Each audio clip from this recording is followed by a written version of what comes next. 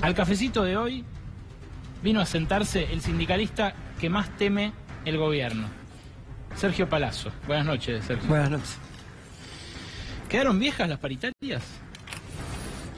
Yo creo que el sistema de paritaria en Argentina va a provocar un hecho inédito, que es que haya 2 paritarias en el año.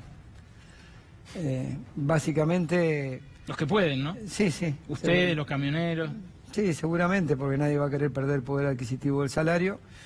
Creo que a veces eso es parte de las encerronas en que se pone el gobierno en su propio discurso de querer construir un relato y creérselo. Todo el mundo sabía que la inflación iba a superar ampliamente eso, por eso algunos sindicatos tuvimos algún recaudo precisamente en ese sentido. Ahora, después de la corrida, ¿se impone reabrir todas las paritarias?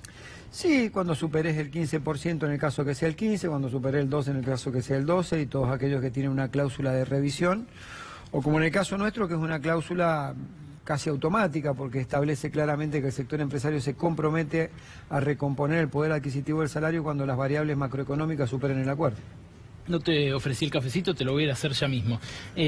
Mientras tanto, decime, lo que se vio la semana pasada con los metrodelegados, Sí. esas escenas de represión en los túneles, de despidos de delegados incluso, de un sindicato, ¿te parece que es la puerta que se abre hacia una política antisindical más concreta del gobierno? Sí, está claro que tiene que ver también y va de la mano con la situación socioeconómica de la Argentina. Cuando se impone un programa de ajuste y tenés sectores que reaccionan ante ese programa de ajuste y el gobierno no puede controlar esa situación, termina en represión.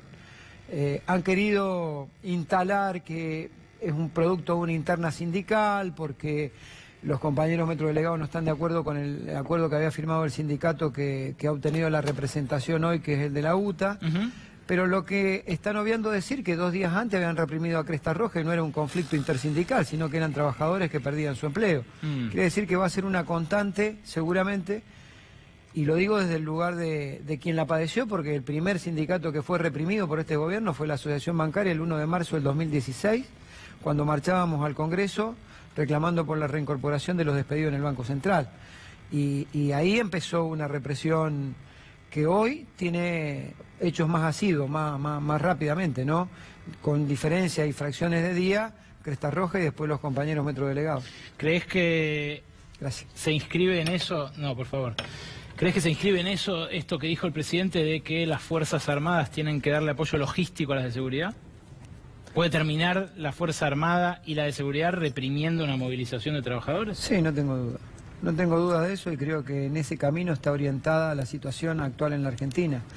Si vos hoy tenés problemas importantes en el país, como por ejemplo que hay un tarifazo del 1.600%, y paralelamente tenés un gobierno que expresa en su dialéctica y en esa construcción de relato que tiene a partir de la utilización de medios hegemónicos por un lado y de una parafernalia de comunicación social por otro, y te dice que es un gobierno gradualista, hay 2 cosas para analizar.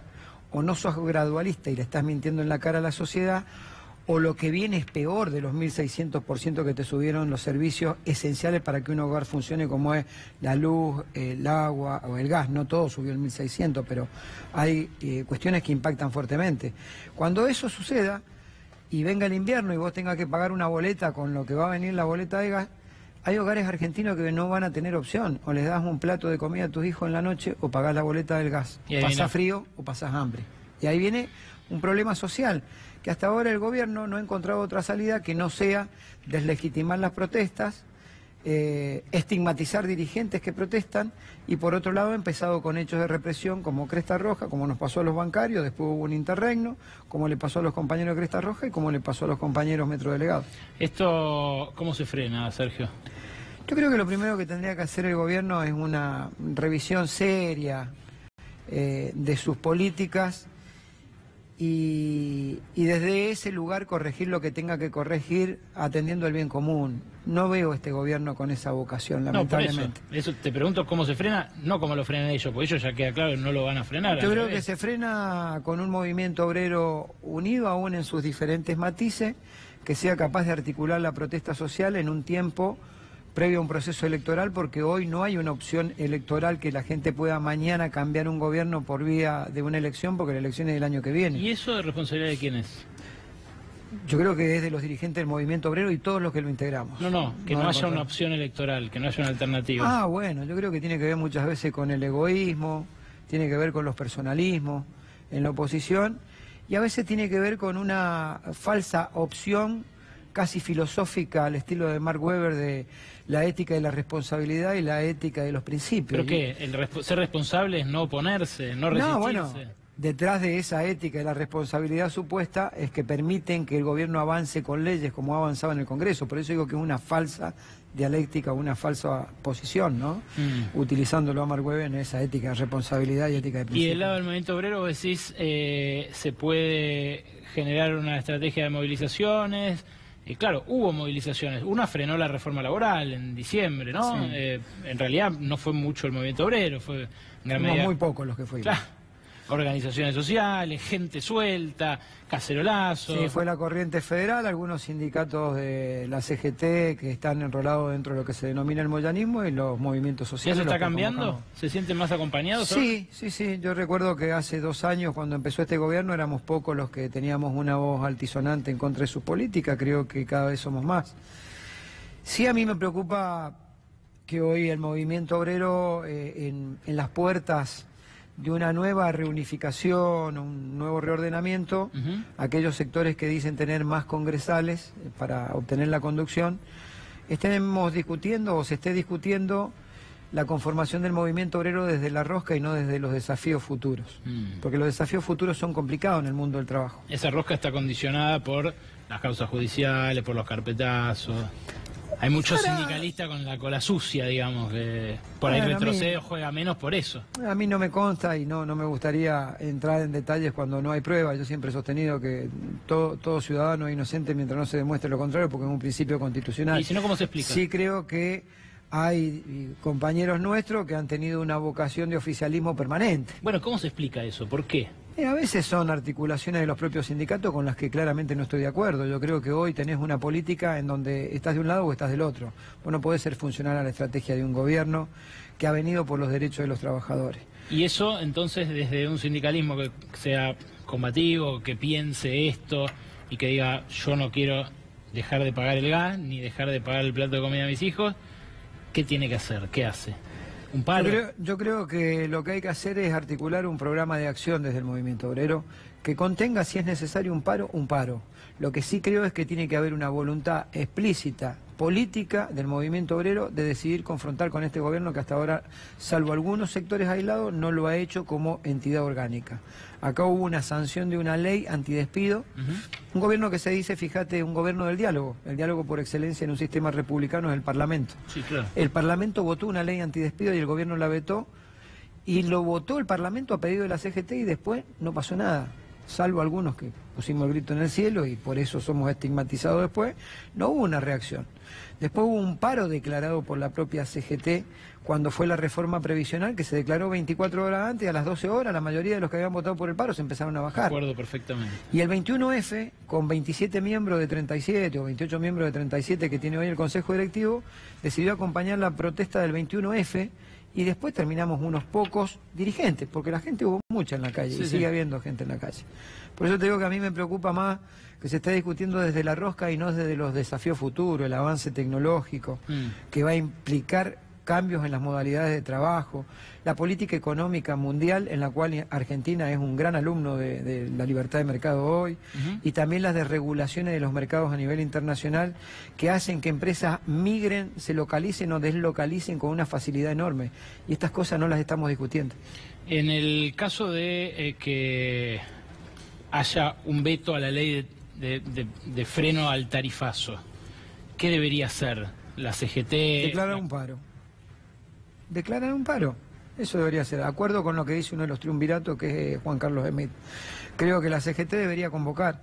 Está claro que hay un fuerte rechazo al tarifazo, acompañado de una visión negativa de los argentinos de la vuelta al Fondo Monetario Internacional, ahora sabiendo que esto tiene perjuicios para muchos sectores. Pero, perdón, lo que vos decís es que esta misma semana, si mañana se vota y el jueves Macri anuncia el veto, No sé si esta misma semana, pero yo creo que lo que debería hacer es articular y convocar a todos los sectores, a las otras centrales de trabajadores también, a la discusión de un paro nacional por esto. Dijo Pablo Moyano en las últimas horas que hay que hacer como los camioneros de Brasil, que tienen paralizado todo Brasil, justamente en reclamo de mejoras en sus condiciones, pero también como parte de una política que deja fuera a las mayorías, porque el candidato con más intención de voto está preso y no se va a poder presentar a las elecciones, salvo alguna ida y vuelta judicial que todavía no se da.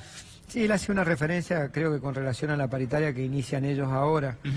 A mí me parece que, no sé si la conducta es la de Brasil, sí creo que hay que tener una conducta muy fuerte para que no avance la reforma laboral en la Argentina.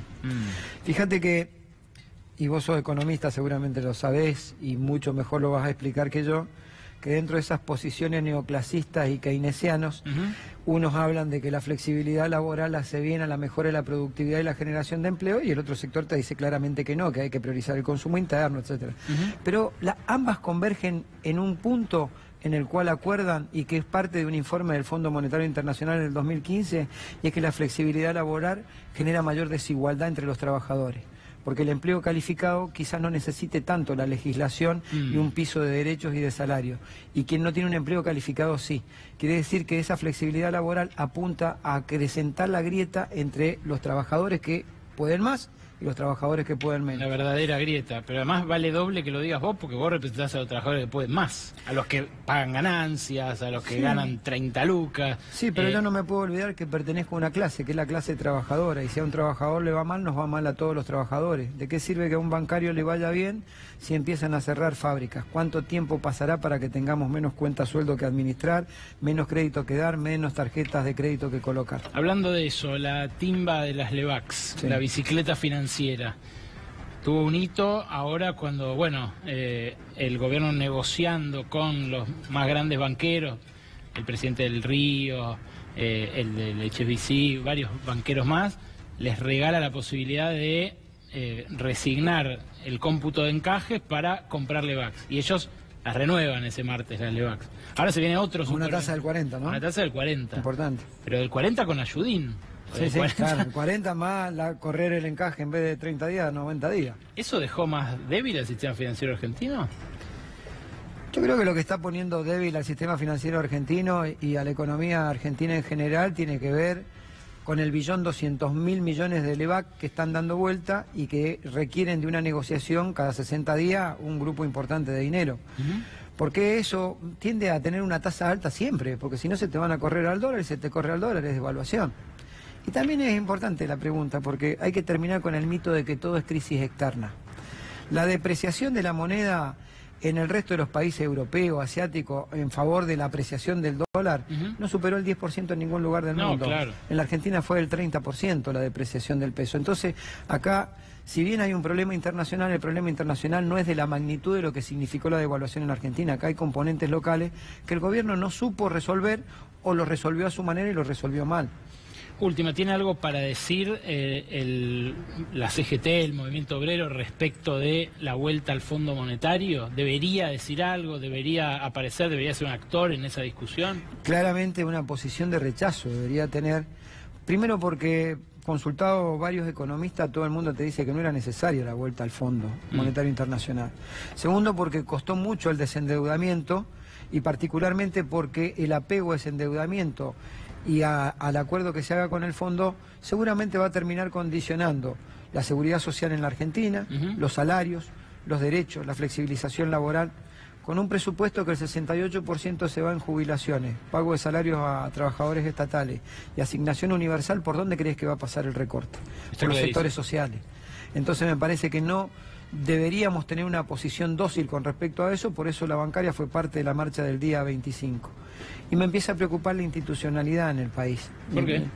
Porque vos pasabas un informe recién, y fíjate el detalle, discutimos sobre la cantidad de tweets, la terminología que usó la expresidenta. Y hay dos temas que son de una gravedad fenomenal. Uno es institucional, el presidente de los argentinos a la principal dirigente opositora a la trata de loca. Sí. En otros términos, y cuando hubiera sido a la inversa, me acuerdo la pelea Aníbal Fernández Carrió, fue un escándalo nacional. Hoy parece que no es un escándalo nacional. Y lo segundo, una cuestión de género. En un momento en donde los derechos de las mujeres están sobre el tapete en la discusión pública, un presidente desmejora la calidad de una mujer diciéndole que es una loca porque tiene una opinión distinta.